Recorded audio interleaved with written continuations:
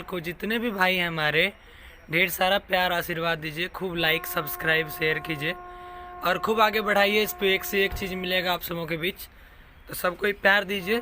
सबको love you. अहिना मैथिली का आगू बढ़ावा, सबका आगे बढ़ावा। Love you. हाथ जोड़े छियो हम, पीछा छोड़ दे सनम, अब नहीं साहब सितम जाने गे।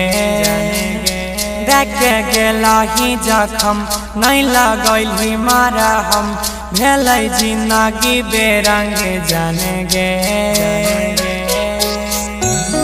जब तना कनै कनेक्शन मिलल, तमर जब पीछा तब छोड़ दे। दुखाई के दिलावा नहीं घर खिलल, अब मर जब पीछा तब छोड़ दे।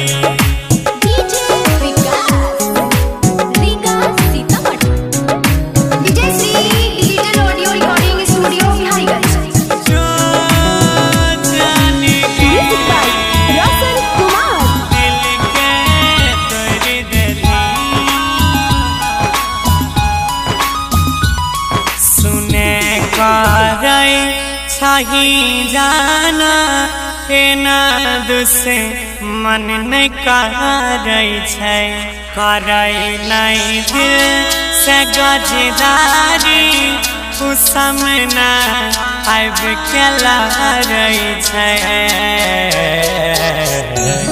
प्यारी के दाग पर नहीं पैर हिलल, तमर जब पीछा तब छोड़ दे। दुखाई के दिलावा नहीं घर खिलल, अब मर जब पीछा तब छोड़ दे।